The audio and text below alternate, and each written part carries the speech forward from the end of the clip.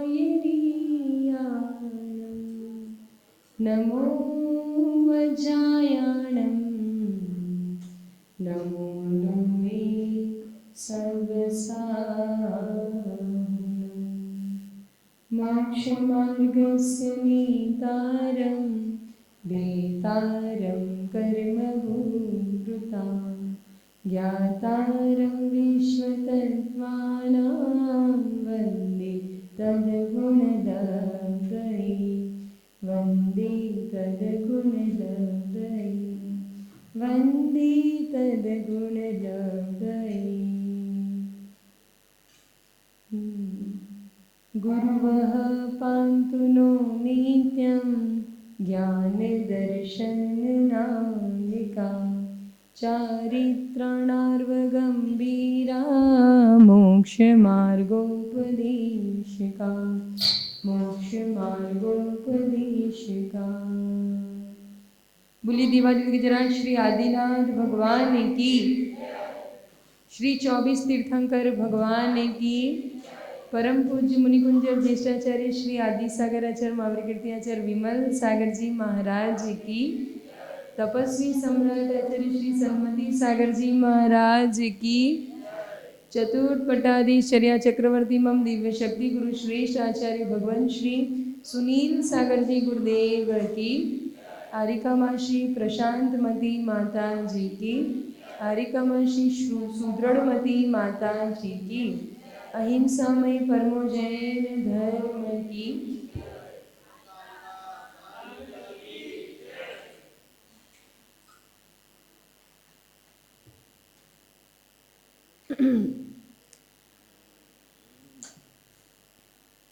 दो घड़ी प्रभु से बात कर लो, बात कर लो, मुलाकात कर लो। दो घड़ी प्रभु से बात कर लो, बात कर लो, मुलाकात कर लो। दो घड़ी प्रभु से बात कर लो, बात कर लो, मुलाकात कर लो। संसार नहीं यह झील है, बस 4 दिनों का मेल है। दो घड़ी प्रभु से बात कर लो, बात कर लो, मुलाकात कर लो। प्रातःकाल सभी जिनालय में जिनेंद्र प्रभु के दर्शन करने के लिए और अभिषेक पूजन करते हुए अपने दिन की मंगलमय शुरुआत करने के लिए हम सब यहाँ एकत्रित हो गए हैं। और फिर सभी ने बढ़िया अच्छे से भगवान का अभिषेक पूजन करके अब माँ जिनवाणी का श्रवण कर रहे हैं। बड़े पावन क्षण हुआ करते हैं कि जब हम ऐसे जिनेंद्र प्रभु के दर्शन और गुरुओं की वाणी सुनने का अवसर मिला करता है।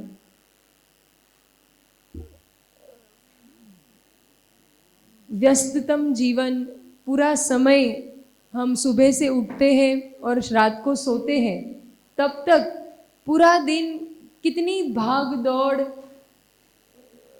कितना मतलब सिर्फ भागना और भागना और भागना हो रहा है।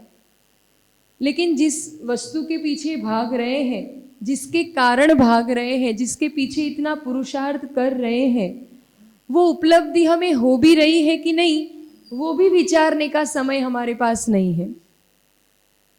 बड़े दुर्लभ हुआ करते हैं वो क्षण। ये जो हम सुन रहे थे अभी पंक्तियां, 2 घड़ी प्रभु से बात कर लो, मुलाकात कर लो। 2 घड़ी कितना कहा? 2 घड़ी कितनी होती है? कितनी होती है 2 घड़ी? कोई बताएगा? 1 घड़ी में कितना समय होता है? और कोई? 1 घड़ी में 24 घंटे होते हैं ना? 1 2 3 4 5 6 7 घड़ी घड़ी 1 घड़ी में कितने होते हैं? 24 घंटे होते हैं। 1 घड़ी में 24 मिनट होते हैं। 1 मिनट, 1 घड़ी कितनी की? 24 मिनट की। और दो घड़ी कितनी? 48 मिनट, है ना? जो अंतर मुहूर्त कहते हैं, मतलब एक मुहूर्त, और अंतर मुहूर्त मतलब 48 मिनट के अंदर अंदर, है ना? तो इस रूप से इतना समय आप प्रभु से मुलाकात कर लो। मुलाकात, मिलना अच्छा लगता है आप लोगों को? किससे मिलना अच्छा लगता है? हैं? सच्ची से मंदिर में बैठो इसलिए नहीं बताना, सच्ची सच्ची बात बताना कि मिलना किसे मिलना अच्छा लगता है ना? जो हमें अपना लगता हो, जिससे हम प्रेम करते हो, जिसके साथ समय बिताना हमें अच्छा लगता हो, उससे मिलना अच्छा लगता है। और जिससे मिलकर हमें कुछ मिले, उससे तो मिलना अच्छा लगता है ना? जिसको मिलकर हमें कुछ मिले, बदले में क्या मिले? कुछ भी, जो भी हम भावना रखते हैं, अब जिनसे मिल रहे हैं उनसे हमें वो सब मिल भी रहा है कि नहीं, ये भी विचार करना जरूरी है कि नहीं? कि भाई हम जिनसे मिल रहे, कितने लोगों से मिलकर आते हो आप? सुबह उठते ही कितने लोगों से मिलते हो? सुबह उठते ही अपने परिवार वाले, फिर बाहर निकले तो कोई मित्र मिल गया, कोई पड़ोसी मिल गया, सबसे मिलना होता है कि नहीं? मिलना वहां भी होता है और मिलना यहां भी होता है। लेकिन ये मिलन, चाहे देवशास्त्र गुरु से कहो या धर्म से कहो, ये मिलन, इसका मिलना हमें निश्चित रूप से कुछ ना कुछ दिलाता है। क्या दिलाता है? एक संतोष, शांति, प्रेम, सुख, सही मार्गदर्शन, ये सब कुछ हमें दिलाता है। और बाकी जगह जहां मिलते हैं वहां कुछ मिल जाए इसकी कोई गारंटी नहीं, ऊपर से छीन जाए ये पक्की गारंटी है। क्या गारंटी है? छीन जाएगा, लेकिन मिलना गारंटी नहीं। उनके साथ भी मिलके कुछ अच्छी जानकारी मिलती है, व्यवहार बनता है, मिलता तो है, लेकिन क्या हमेशा के लिए मिलता है?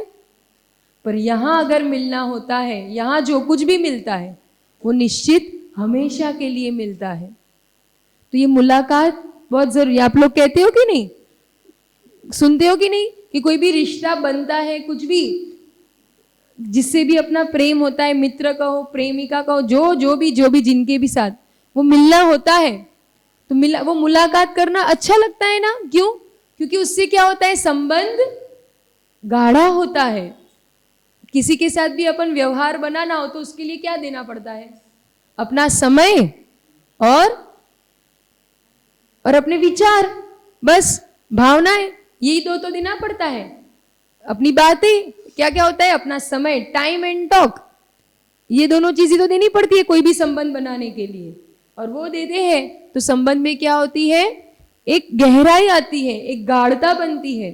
तो ऐसी मुलाकात एक बार भी अगर सच्चे रूप से भगवान से हो जाए, कितनी बार दर्शन कर लिए, कितनी मुलाकातें कर ली यहां के बताओ? रोज करते हैं ना? रोज करते, फिर भी वैसे के वैसे ही। आप ही की तरह ऐसे कई लोग हैं जिनके लिए बस एक मुलाकात काफी थी। भगवान के दर्शन करते हैं, भगवान महावीर के कहो, भगवान आदिनाथ के आप लोग सब लोग हमेशा दर्शन करते हो। वो भगवान महावीर के दर्शन करने के लिए उनके प्रथम गणधर इंद्रभूति गौतम कितनी बार उनसे मिलने गए थे? पहले कितनी बार मुलाकात की थी? पहले ही बार वो गए और काम हो गया, एक ही बार में काम हो गया, है ना? एक ही बार में काम हो गया। चलो वो तो महान एक विद्वान थे, पंडित थे, वो सब समझ में आ रहा है। पाठशाला में पढ़ते ना अपन एक कहानी, क्या पढ़ते हैं? वो मेढक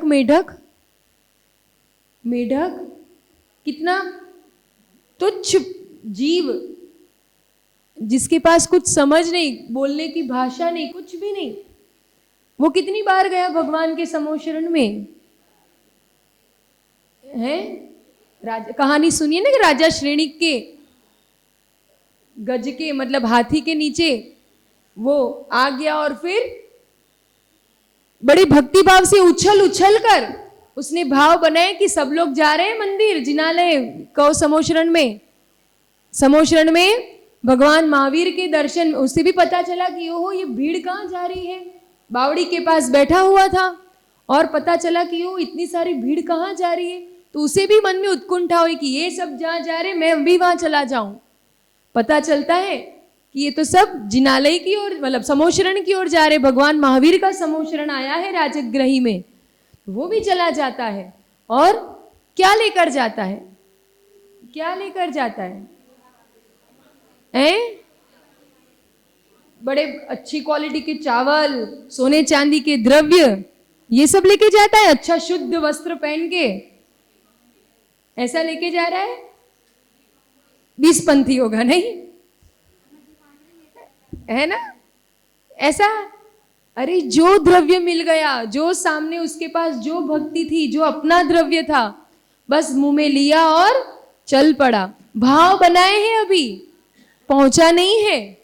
वो मुलाकात, वो दर्शन, वो एक बस सिर्फ भाव बनाए हैं और बड़ी भक्ति के साथ उछल उछल कर चलने लगा, समोशरण की ओर बढ़ने लगा।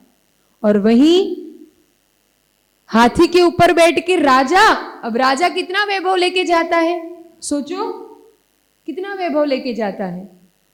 वो सब लेकर भी अभी राजा तो पहुंच भी नहीं पाया था और यहां मेढक भी पहुंच नहीं पाया था। दोनों के भाव बन रहे थे कि हम भगवान महावीर के दर्शन करें, और इतने में ही उछल उछल कर जा रहा था। वहीं राजा श्रेणिक के हाथी के पांव के नीचे उसको आकर उसकी मृत्यु हो जाती है। और बस केवल जिन दर्शन के भाव से कि मैं जिनेंद्र भगवान के दर्शन करूं, इतनी भावना के फल से वो तुरंत स्वर्ग का देव बन गया। और यहां राजा, अभी वो राजा, राजकुमार राजा इतना वैभव के साथ, वो तो अपने परिकर के साथ पहुंच भी नहीं पाया कि यहां देवता बनकर कुछ ही क्षणों में सीधा उपस्थित हो गया भगवान के चरणों में। महिमा समझ रहे हो आप?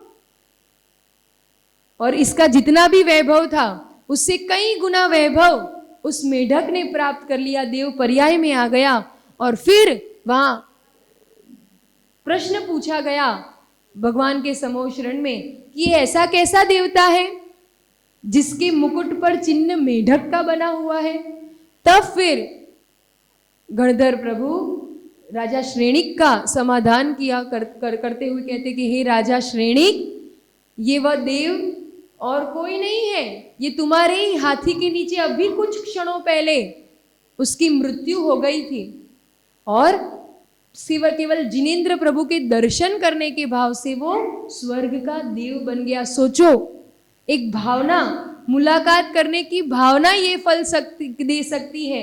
तो साक्षात उनसे मिलन हो जाए, साक्षात उनसे एक मेकता बन जाए, तो क्या क्या नहीं मिल सकता? मुक्ति तक अवश्य मिल सकती है। ये श्रद्धान हमें हमारे भीतर, ये महिमा है जिन दर्शन की। और ऐसे इस रूप से जिन दर्शन होना चाहिए। दर्शन करने आते हो तो क्या करते हो? यहाँ सबसे पहले पांव धोकर आए और फिर मंदिर में ओम जय जय जय निश्चय निश्चय बोला और अंदर प्रवेश किया, घंटा बजाया, और फिर आके तुरंत क्या करते अपन?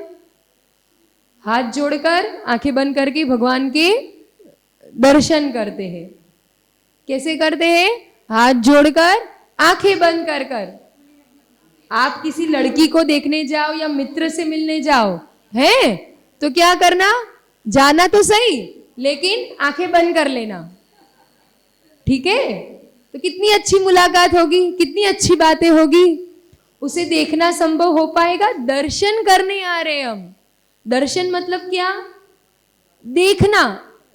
दर्शन करना क्या होता है? देखना।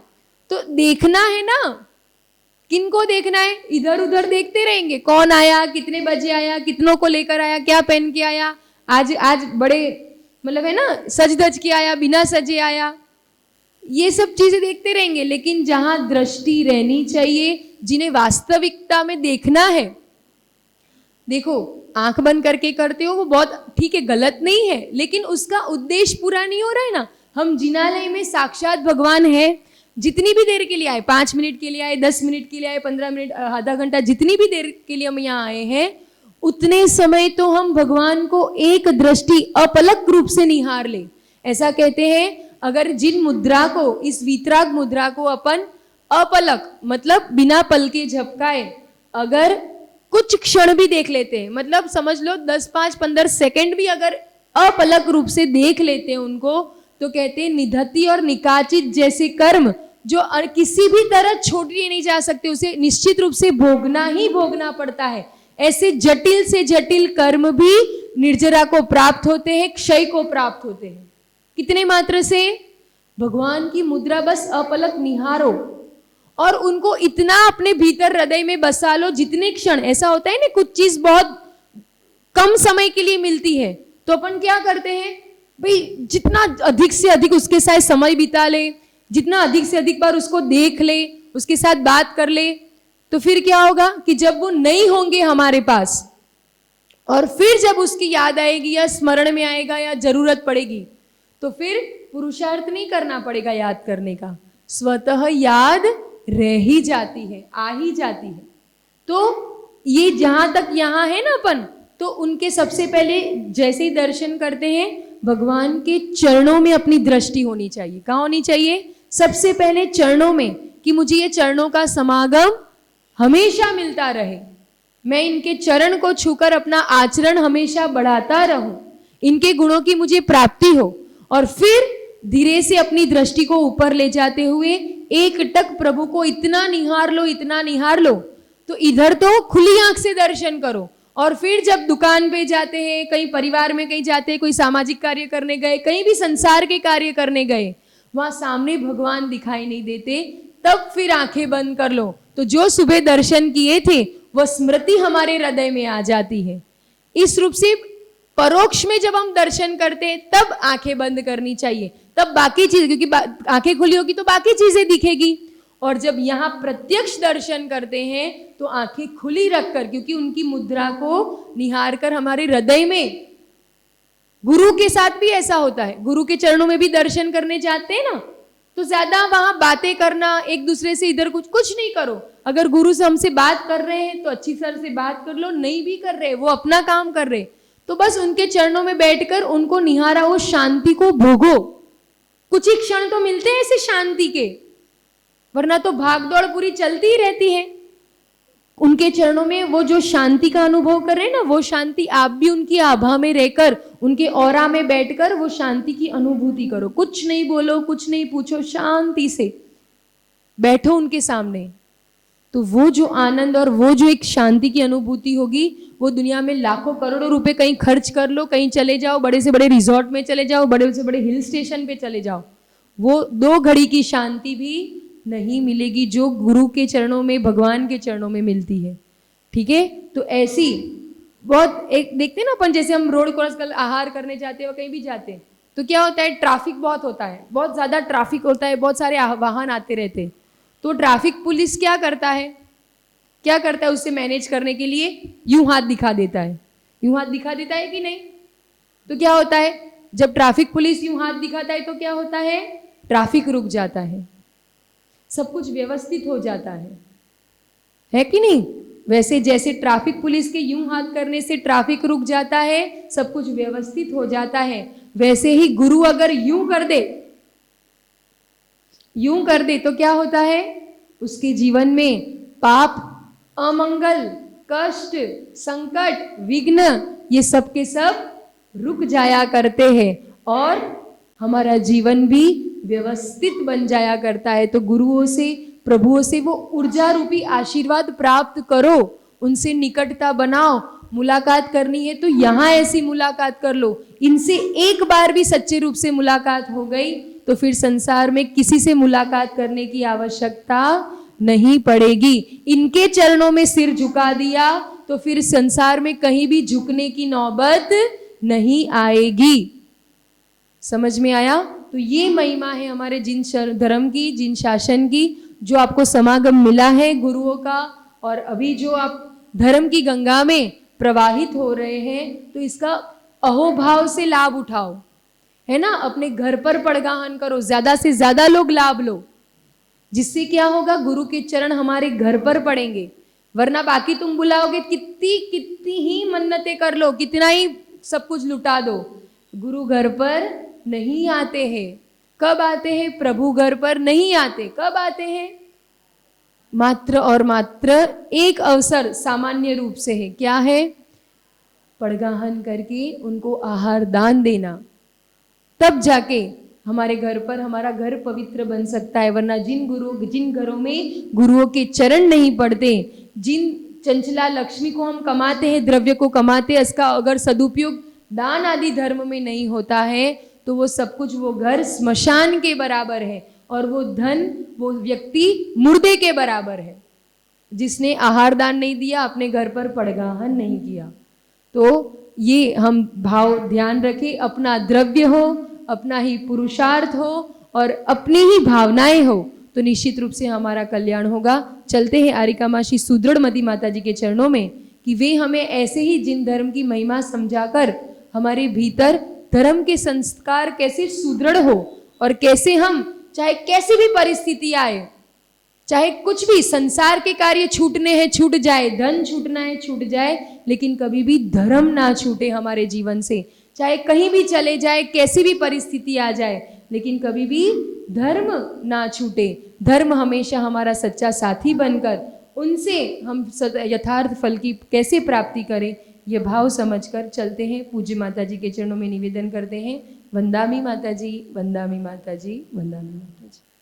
नमः श्रीवर्धमानाय निर्धूतकलिलात्मने सालोकानां त्रिलोकानां यद्विद्यादर्पणायते दर्शनं यस्य वैराग्यवर्धकमगनाशकं प्रशान्तिदायकं चाहं वंदे सुनीलसागरम्।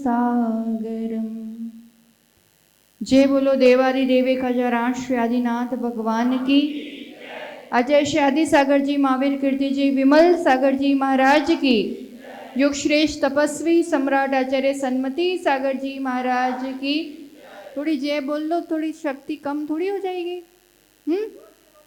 आचार्य भगवान को यहाँ लाना हो तो वो जहाँ है वहां तक जयकारा पहुंचना चाहिए, ठीक है। चतुर्थ पट्टाधीश्वर्य चक्रवर्ती अध्यात्म योगी ममप्राण गुरु श्रेष्ठ आचार्य भगवान सुनील सागर जी गुरुदेव की। हरिका प्रशांतवती माता जी की।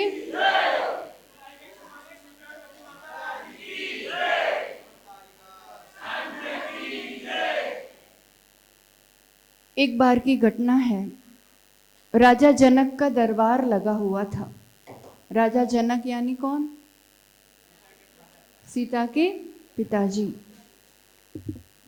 बहुत ही ज्ञानी, आध्यात्मिक, सम्यक दृष्टि जीव अपने दरबार में कई बार धर्म उपदेश का आयोजन करते थे। बड़े बड़े विद्वानों को बुलाया करते थे। ऐसे एक विद्वत गोष्ठी का आयोजन किया था। दूर दूर से विद्वानगण आए थे। अष्टावक्र नाम के भी एक बहुत बड़े विद्वान हुए, आध्यात्मिक पुरुष हुए। उनका भी वहां आगमन हुआ। जैसा नाम था अष्टावक्र, आठों अंग उनके थोड़े टेढ़े मेढ़े थे, जैसे अपने होते उससे थोड़े से हुए। तो अब जैसे उन्होंने सभा में प्रवेश किया, वो अपनी चाल से थोड़ा सा उस रूप से चल के आ रहे थे। जैसे ही प्रवेश किया कि सभा के जो भी विद्वान गण थे सभी को हंसी आ गई। हमें भी होता है कभी कोई बहुत मोटा व्यक्ति दिख जाए, या तो कोई बहुत काला हो, थोड़ा भद्दा हो, या ऐसे टेढ़े मेढ़े नाक आँख वाला हो, तो आपको तो अभी हंसी आ रही है, इमेजिन करके ही हंसी आ रही है। बात सुनो, हंसी आ गई। अष्टावक्र सभा से लौटने लगे। राजा जनक बड़े आश्चर्य में, अरे अरे आप रुकिए रुकिए, अभी तो आपको सभा को संबोधित करना है, आप कहाँ लौटने लगे? विद्वान आके सब बैठ चुके हैं। अष्टावक्र कहते हैं, राजन, मैं भी विद्वानों की गोष्ठी में कुछ तत्व चर्चा करने के लिए ही आया था, पर मुझे क्या पता कि यहाँ तो चमारों की सभा लगी हुई है और मैं चमारों के सामने नहीं बोलता हूँ, इसलिए मैं लौट रहा हूँ। राजा सुनते ही रह गए, समझ गए उनका अभिप्राय। विद्वान किसे कहते हैं, ज्ञानी किसे कहते हैं, सम्यक दृष्टि किसे कहते हैं? चमार क्यों कह दिया सब विद्वानों को? दृष्टि किस पर है? सभी कहलाने को विद्वान है, पर दृष्टि किस पर रखी? हंसी क्यों आई? हंसी क्यों आई? क्योंकि शरीर के रूप को देख करके उनको हंसी आ गई। जिनकी दृष्टि शरीर पर है, जिनकी दृष्टि चमड़ी पर है, उनके बीच जाकर के क्या तो तत्व चर्चा करना और क्या अध्यात्म की बात करना। बहुत बड़ा संदेश है इस घटना में। दिन रात हम अपने लिए भी या दूसरों के लिए भी किस पर दृष्टि रहती है? जितनी जितनी चीज दिखाई देती है सब पुद्गल है, जड़ है। जो दिखता है क्योंकि उसी में स्पर्श रस गंध वर्ण है, उसी में मूर्तिकपना है, उसी में शेप साइज कलर है। जो कुछ दिखता है वो क्या है? जो कुछ भी इस आंखों से दिखता है वो कैसा है? चेतना या जड़? बोलो पक्का? तो ये शरीर कैसा है जो दिखता है? जड़ है, मानते हो?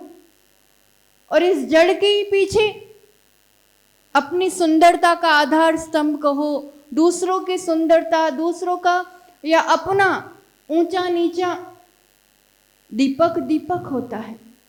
दीपक सोने का हो या दीपक मिट्टी का हो, कीमत किसकी होती है? कीमत उसकी ज्योति की होती है। और ज्योति सबकी एक समान होती है। सोने का दीपक ज्यादा प्रकाश देगा और मिट्टी का कम, ऐसा कभी? सीप सीप होता है, कीमत उसकी मोती की हुआ करती है। ऐसे ही कवर कैसा भी अच्छा बुरा हो, बाहर का कवर, कीमत उसके अंदर की वस्तु की हुआ करती है। कहते हैं मत फिसलो ऊपर की, मत फिसलो ऊपर की चमक पर, ऊपर की सफाई पर। ये तो चांदी का वर्क चढ़ा है गोबर की मिठाई पर। गोबर की मिठाइयों ऊपर कितना ही बड़ा चांदी का वर्क हो, भीतर क्या है? ये जो चमड़ी दिख रही है, गोरी काली चिकनी कैसी भी, उसके भीतर क्या है? थोड़ा सा भी कहीं से कुछ खुल जाए या कभी भी शरीर से कुछ भी निकले, कहीं से भी क्या निकलता है? भीतर क्या है? रक्त मांस पीप मल का पिटारा है, ये गोबर का पिटारा है ये। और ऊपर की चमड़ी पे ही सिर्फ रिझाते हैं, उसी को चमकाने में लगे हैं। और कहीं कुछ अच्छा नहीं दिखा, कभी कभी कुछ कुछ देख के मुंह बिगड़ता है, ऐसे नाक सिकुड़ता है। होता है कभी कभी ऐसा जीवन में कि कुछ देख करके मुंह बिगड़े, नाक सिकुड़े, होता है? होता है। मतलब अभी कहीं ना कहीं धर्म से हम थोड़ा सा दूर है, धर्म के स्वरूप को नहीं समझा है। आचार्य भगवान कहते हैं सम्यक दृष्टि जीव निर्विचिकित्सक अंग का पालन करता है। सम्यक दर्शन, आत्मदर्शन जिन्हें हो चुका है, आत्मदृष्टि विदेहीपना, चरम को नहीं उसके मरम को देखता है, इस देह को नहीं उसके भीतर बैठे उस विदेही को जो देखता है। अपने लिए भी और दूसरों के लिए भी एक बार अपनी परीक्षा कर लेना।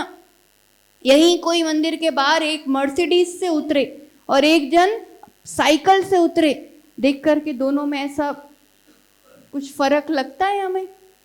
एक को गौण मानेंगे, एक को थोड़ा नीच मानेंगे, मर्सिडीज वाले के पीछे पीछे ऊपर की चीजों को देख करके हम बहुत भेदभाव करते हैं। कहीं तो ग्लानि करते हैं, कहीं तो घृणा करते हैं, कहीं जुगुप्सा करते हैं। इसी को विचिकित्सा कहा है। सम्यक दृष्टि के जीवन के शब्दकोश में कुछ भी खराब नहीं होता है, क्योंकि जो जो दिखता है उसी में तो अच्छा और बुरा कहोगे, खराब और गंदा कहोगे। गंदी चीज, ये गंदा है, ये बेकार है, ये खराब है, ऐसा कोई भी चीज उसे, ये सब पुद्गल का परिणमन है, पुद्गल का ही फेर बदल है। वही आम जो आज सुगंध दे रहा है वही कल सड़ने लगेगा, बास मारने लगेगा। जो परफ्यूम अभी छिड़क के आए 10 मिनट बाद पसीने में बहने वाला, होता है कि नहीं? इतना बढ़िया साबुन से नहा के आए 10 मिनट में, क्या निकलता है शरीर से? साबुन। कितना ही गुलाब जामुन खिलाओ, रसगुल्ला खिलाओ, आप लोग क्या खाते? क्या खाते? आपको क्या पसंद है? मालपुआ? नहीं, क्या खाते ज्यादा? काजू कतरी? नहीं, सबके अपने एक डिश होती है ना, होता है कि हम लोग ये ज्यादा खाते। ढोकले? जो भी खाते हो, कितना दिया अभी तक इस शरीर को, पर बाहर निकलता है तब कभी रसगुल्ला गुलाब जामुन निकलता है क्या? कितनी आइसक्रीम दो नाक से, क्या निकलता है? देसी घी। कभी भी मल, वो कहते हैं कि कितनी अच्छी चीज हो, केसर हो, चंदन हो, पर वो शरीर के साथ मिलके वो खुद भी मैला हो जाता है, गंदा हो जाता है। शरीर स्वभाव से ही अशुचि है। इससे बड़ी गंदगी जिसका ढेर लेकर के घूम रहे हो, जिसका बोझा लेकर के घूम रहे हो, जिसका अभिमान कर रहे हो, जिसका श्रृंगार कर रहे हो, जिसकी सेवा कर रहे हो, जिसके पीछे समय और पैसा लगा रहे हो, उससे गंदी चीज इस दुनिया में और कोई नहीं है। कितना करना शरीर के लिए बताओ, कितना? नहाना धोना पड़ता है, पड़ता है। क्यों पड़ता है नहाना धोना? क्योंकि मंदिर में गंदे नहीं आ सकते, इसलिए। बस चमड़ी को चमकाने के लिए नहीं, जो इस पर्पस से ही नहाता है, फिर उसके लिए वो ब्रांडेड साबुन यूज करना, ब्रांडेड शैम्पू यूज करना जरूरी नहीं है। वो छना पानी और बहुत लगा तो मल निकालने के लिए जो हर्बल अहिंसक चीजें होती हैं, उन चीजों का प्रयोग करते हैं। या तो मंदिर में भी लिपस्टिक नेल पॉलिश लगा के आना पड़ता है। किससे बना होता है और किसको सुंदर दिखाना चाहते? दुनिया में सबसे सुंदर कौन है बताओ? मिस वर्ल्ड, मिस यूनिवर्स, सबसे सुंदर कौन है? सबसे सुंदर कौन होता है? बोलो। ये मूर्ति है इसलिए। रियल में सुपर हीरो कौन है सबसे सुंदर? शांतिनाथ प्रभु, कामदेव, तीर्थंकर चक्रवर्ती, उनसे सुंदर कोई हुआ होगा? अभी के कितने ही बड़े बड़े हीरो ले लो, सेलिब्रिटी ले लो, कितने दिन तक सुंदरता, वो भी ऊपर कितनी लुपा पोती होती है, तब जाकर के थोड़ा बहुत 40-45 के भी हो जाए तो 20 साल का 25 साल का रोल करने आ जाते हैं। वो भी कितने दिन तक। अंजाम कैसा होता है फिर लास्ट में शरीर का? सबसे सुंदर ऑल टाइम, जब तक शरीर रहा तब तक कौन है? तीर्थंकर, कामदेव, जो उसी भव से मोक्ष जाते हैं। उनसे सुंदर कोई नहीं है। या क्या लगाया है ऊपर जिससे वो सुंदर दिख रहे हैं? क्या क्या लगाया है बताओ? बताओ बेटा, क्या क्या लगाया है जिसके कारण वो सुंदर दिख रहे हैं? पर फिर भी शायद ये जितना आकर्षित करते हैं, दुनिया में कोई और आकर्षित नहीं कर पाता है। वो नेचुरल ब्यूटी जो होती है। और ये कामदेवपना, ये तीर्थंकरपना किस रूप से पाया? ये सबसे सुंदर शरीर कैसे पाया? जिम जाके हैं? पहले खूब लगाया होगा, खूब नहाया धोया होगा, इसलिए पाया। जिन मंदिर गए, जो भक्ति करता है, भक्ति से पुण्य आश्रय होता है। जितनी देह की सुंदरता की भी बात कर लो तो वो पुण्य अधीन है। आपकी वो सुभगता कि सर कोई आपको लाइक करे, आपसे अट्रैक्ट हो, ये पुण्य कर्म के अधीन है। पुण्य देव शास्त्र गुरु की भक्ति से कमाया जाता है। कोई काला कलूटा भी हो, कैसा भी दिखता हो, पर अगर रत्नत्रय धारण कर ले तो हैंडसम अफसर भी उसके सामने फीका लगता है। लगता है कि नहीं? कोयला जितना चाहो, कोयला सफेद हो सकता है, खूब 10,000 बार नहला दो उसे, कोयला सफेद हो सकता है? कैसे करेंगे सफेद करना हो तो? हैं? उसको जला दो तपस्या की अग्नि में जला दो तो वो राख हो जाएगा ना, वो उजला उजला चांदी जैसा। ये देह तुम कितना ही करते रहो कभी उजला होने वाला नहीं है। उसको रत्नत्रय की तपस्या की अग्नि में अगर जोड़ देते हैं, इस शरीर से रत्नत्रय की साधना होती है तो वो आत्मा पूजनीय हो जाती है और उसके कारण वो शरीर भी पूजनीय हो जाता है। तुम हजारों बार नहाओ, तुम्हारा कोई पाप प्रक्षालन नहीं करता है। और स्नान मूल गुण का पालन करने वाले जो वर्षों वर्षों से नहाए नहीं है एक भी बार, उनकी चरणों की रज पाने, उनका पाप प्रक्षालन करने कैसी लाइन लगती है। शरीर भी पवित्र हो गया, वही माल और मल का पिटारा है, पर दृष्टि आत्मा की है, आत्मा को पवित्र करने की है, तो उसके संयोग से वो शरीर भी पूजनीय हो जाया करता है।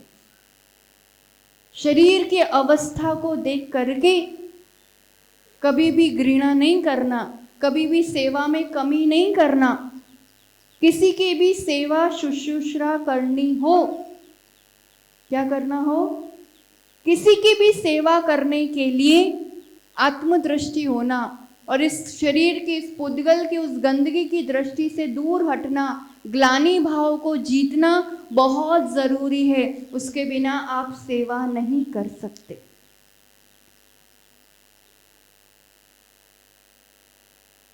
कोई बीमार पड़ा है घर में, बार बात में कफ आ रहा है, बात बात में थूकना पड़ रहा है, उसको हिलने डुलने की भी ताकत नहीं है, वो आपको देखता है, आवाज लगाता है और हम इधर उधर देख के टाल देते हैं कि वापस वही साफ करना पड़ेगा, वो गंदी वही वैसा करेगा, करने दो जो करे वो।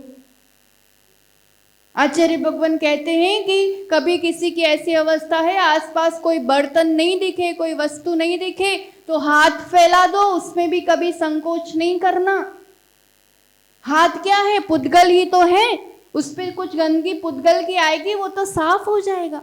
उस व्यक्ति को कितनी निराकुलता मिलेगी, सेवा होगी। सेवा वैयावृत्ति सबसे बड़ा धर्म है, वैयावृत्ति बहुत बड़ी तपस्या है और ये निर्विचिकित्सक सम्यक दृष्टि ही सच्ची सेवा कर सकता है। साधुओं के काले मैले शरीर को ही देखते रहोगे तो साधुओं की सेवा नहीं कर पाओगे। घर पे बुजुर्गों की शरीर की हालत देखते रहोगे तो माता पिता दादा दादी की सेवा नहीं कर पाओगे। तुम सेवा नहीं करोगे तो तुम्हारी सेवा होने वाली।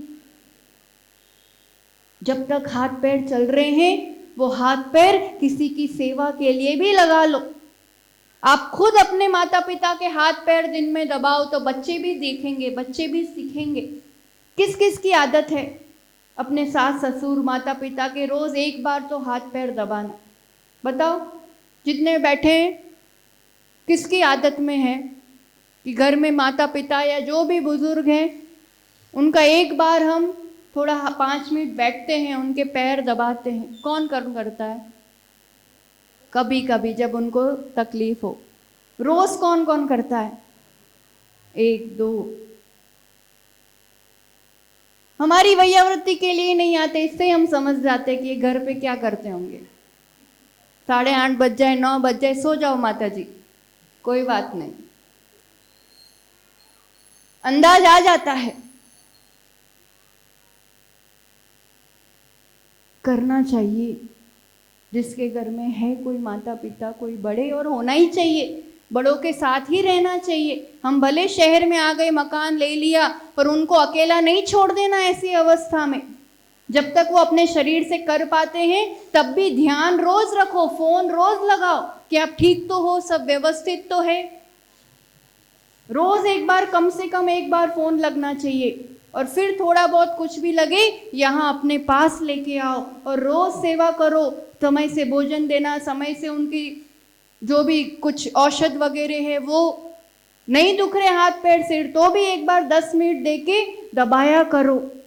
और फिर तकलीफ है तब तो कैसी भी तकलीफ है, हम कहेंगे मंदिर 10 मिनट कम आओगे चल जाएगा, पर घर पर अगर कोई बुजुर्ग है और उनको आपकी जरूरत है कि नहलाना पड़ता है, खिलाना पड़ता है, उनका सब देखना पड़ता है, तो सबसे पहला धर्म कौन सा? सबसे पहला धर्म कौन सा? वो मुंह बिगाड़ के, नाक सिकुड़ के।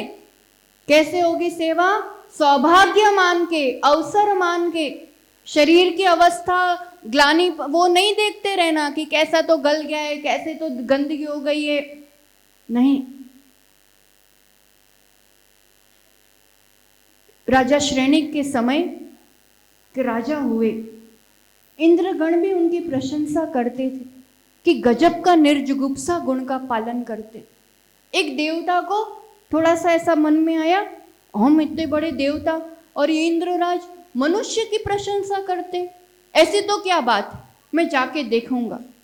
और उन्होंने एक ऐसा मुनिराज का भेष बनाया जो पूरा गलित कुष्ठ लगा हुआ हो और ऐसे बदबू आती हो और न ऐसे लड़खड़ाते हुए चल रहे हैं। वो राजा और वो उनकी रानी प्रतिदिन द्वारापेक्षण करते थे, राजमहल के बाहर आके मुनियों का पड़गाहन करते थे, मुनि नगर में हो या ना हो। इतने बड़े राजा नौकर चाकर तो होंगे ही नहीं उनके पास, नहीं होंगे ना, कि होंगे? नौकरों के भरोसे नहीं छोड़ दिया। रोज जब भी आहार बेला का समय, मतलब वो स्वयं दोनों राजमहल के बाहर आते थे, पड़गाहन करते थे और योग संयोग की लड़खड़ाते पैरों से मुद्रा लेके वो मुनिराज महल के सामने, आनंद का पार नहीं, खुशी का पार नहीं, गुणों को देख करके प्रमोद भाव होता है, सम्यक दृष्टि को बहुत आह्लाद होता है। पड़गाहन किया, मुनिराज के हाथ पकड़ के महल में ले गए, आहार करवाया। अब वो तो थे ही परीक्षा लेने के लिए, बीच आहार में ही इतना भयंकर वमन कर लिया मुनिराज ने, इतनी दुर्गंध उस उल्टी में कि आसपास जितने लोग थे सब भाग खड़े हुए। पर वो राजा स्वयं उसकी सफाई करने लगे, बहुत हाथ जोड़ के क्षमा मांगने लगे, कहीं ना कहीं मुझसे कुछ गलत पदार्थ दे दिया गया इसलिए आपको इतनी तकलीफ हुई, मुझे क्षमा करे। और राजा वहां हाथ जोड़े खड़ा है और वो मुनिराज फिर से उस राजा पर ही वमन कर देते हैं, फिर भी वो उनकी शरीर की सफाई कर रहे हैं, उनकी सेवा कर रहे हैं। कभी अपने आप को उस स्थिति में कल्पना करके देखो, चाहे मुनिराज हो या सामने कोई जवान हो या वयोवृद्ध हो। आजकल बीमारी ऐसा नहीं है कि बड़ों को ही आती है, 30-35 साल में भी कैंसर हो जाता है, कब कैसी क्या बीमारी आ जाती है। कोई भी वैयावृत्ति की बात आती है, उसके 10 स्थान आते हैं, उसमें एक स्थान आता है ग्लान। ग्लान यानी जो बीमार है, अस्वस्थ है। ऐसी अवस्था में हम उनसे दूर भागते हैं, पर ऐसी अवस्था में सबसे पहले हमें उनकी सेवा के लिए सब चीज़ों का, कुछ भी है ये पुद्गल का परिणमन है, आत्मदृष्टि रखते हुए वो जीव भी मेरी जैसी आत्मा है और उसे दुख से दूर करने का प्रयास।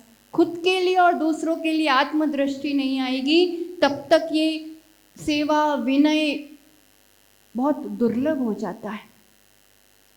तो ऐसे आज से कौन कौन शुरू करेगा कि रोज थोड़ी देर 5-10 मिनट बड़ों के हाथ पैर दबाएंगे? करोगे शुरू? रोज करना। दादा दादी नहीं है तो मम्मी पापा का ही करना।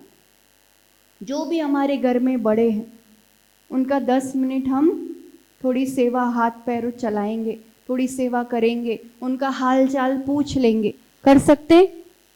कर सकते। और नगर में मुनिराज आएंगे, चतुर्वेद संघ आएगा तो यंग होंगे, प्रवचन देने वाले होंगे तो करेंगे, तो जाएंगे। बूढ़े होंगे तो नहीं जाएंगे। वो बूढ़े आज थोड़ी हुए, वो भी 25 साल से दीक्षित है, 15 साल से दीक्षित है, 1 साल से ही क्यों ना हो, हिम्मत तो की है महाव्रतों को धारण करने की। सेवा की बात आती है, वहां ये नहीं देखना कि ये कितने प्रसिद्ध है या कितने टैलेंटेड है या कितना ज्ञान है, कुछ नहीं देखना। सेवा की बात आती है, पड़गाहन की बात आती है, हाथ में पिछी का मंडल है, सबसे पहले मैं सेवा के लिए आगे बढ़ूंगा।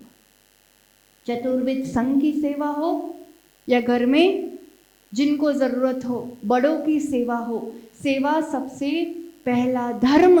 तो तुम किसी बिना बताए तुम्हारे लिए सम्यक दृष्टि का लेबल लग जाएगा। अर्थी पर जाने से पहले किसी की सेवा की होगी तो आपके लिए उस समय अर्थी, अर्थी किसे कहते हैं? अर्थी शब्द कैसे बना? मुर्दे को कहते हैं। अरथी, अरथी, रथी, रथ, रथ यानी रथ जो चलाने वाली चीज जो आपको ले जाए। रथी यानी उस रथ पर जो सवार है। शरीर रथ है। इस शरीर में कौन विराजमान है? कौन सवार है? आत्मा।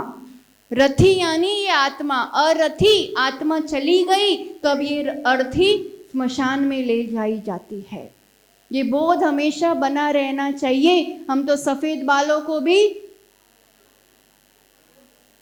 जो डाई लगाता है निश्चित रूप से अभी बहुत अधिक देह दृष्टि है, बहुत अधिक।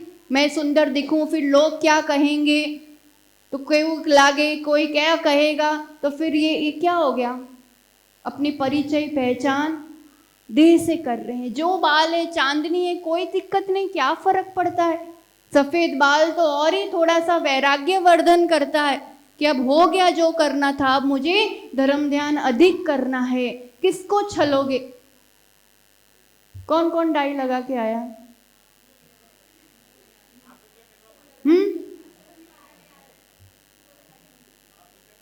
अगर सच में अपने आत्मा का कल्याण करना है तो इन सब श्रृंगारों से अब बचो। देह को बहुत श्रृंगारित कर लिया, कितना ही कर लो, जब यम आएगा, आयु आएगी तो वो ना काले बाल देख के नहीं आएगा, ऐसा नहीं है। दुनिया को नहीं दिखाना है, अब बहुत हो गया, हम जैसे हैं ठीक है, ये सब बाहर का है, बाहर का परिणमन है। मेरी आत्मा सुंदर होना चाहिए। आत्मा को निहारो, उस विदेही को निहारो, उसको निखारो। अब बहुत समय हो गया इस पुद्गल की सेवा, पुद्गल का श्रृंगार करते करते। तो ऐसे इस निर्विचिकित्सक अंग के माध्यम से निशंकित हुआ करता है सम्यक दृष्टि। मोक्ष होता है कि नहीं, स्वर्ग नरक होता है कि नहीं, क्या पता सुख होता है कि नहीं, ये सब शंका नहीं करता। निकांक्षित होता है सम्यक दृष्टि। संसार के पदार्थों में सुख नहीं ही है, इतनी पक्की श्रद्धा हो जाती है उसकी। और अब देह से परे उस विदेही, उस आत्मा, उस रथी की दृष्टि होती है तो फिर गुण दृष्टि होती है। फिर सब जगह गुण ही गुण नजर आते हैं। फिर कोई बुरा, कोई खराब, कोई गंदा नजर नहीं आया करता है। और ऐसी गुण दृष्टि विकसित हो गई। आज संडे है, आगे बच्चे भी आने लगे हैं। बस एक चिंतन के साथ बात को विराम देंगे। संडे सबको बहुत अच्छा लगता है नहीं? ऐसे इंतजार करते हैं, मंडे से फ्राइडे स्कूल जाना है या ऑफिस जाना है, काम करना है, और हाँ कल तो आराम है, संडे है, अच्छा लगता है ना। और मंडे आए तो सबका ही मुंह, मंडे सुबह तो थोड़ा सा ऐसा हो ही जाता है कि नहीं होता है। छुट्टी सबको अच्छी लगती, पर फिर भी छुट्टी में जो उड़ाया, जो गया, वापस कमाने, वापस पढ़ने, कहीं ना कहीं मेहनत करने लगनी पड़ती है। ऐसा समय आए, सोचो, कभी कल्पना करो कि छुट्टी की छुट्टी ना हो, मतलब छुट्टी छुट्टी हो, ऐसी कमाई हो जाए कि कितना ही यूज करते रहो, कितना ही यूज करते रहो, कभी खत्म ही नहीं हो, बैठे बैठे आराम। क्यों? रिटायरमेंट में ऐसा होता है, रिटायर हो जाते हैं तो वहाँ भी कुछ ना कुछ तो जुगाड़ करते ही रहना पड़ता है कि भाई ये जोड़ लूँ, ऐसा कर लूँ, कुछ ना कुछ व्यवस्थाएं जुटानी पड़ती है। ऐसा समय किसको किसको चाहिए कि यार बैठे बैठे आराम, अब बस अब कुछ नहीं करना पड़े और आराम से बैठे। किसको चाहिए? सबको चाहिए। कोई है ऐसा? ये बताओ, दुनिया में कोई ऐसा है कि एक बार ऐसी मेहनत हो गई, एक बार ऐसी कमाई कर ली कि अब फुल टाइम हॉलीडे? कोई है ऐसा? है। जो भी चीज हमें थोड़ी थोड़ी अच्छी लगती है ना, कोई तो दुनिया में होता है जिसके पास वो पूरा होता है।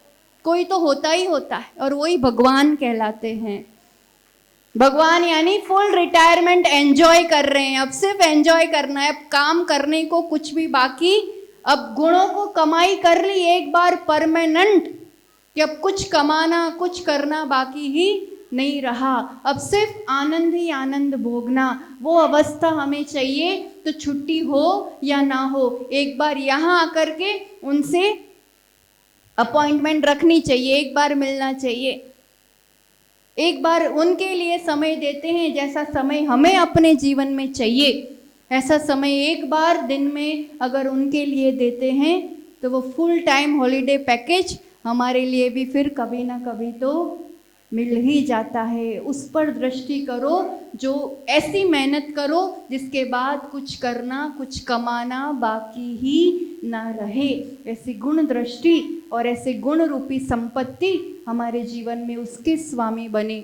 इसी निर्मल भावना के साथ जय बोलो आचार्य भगवान सुनील सागर जी गुरुदेव की।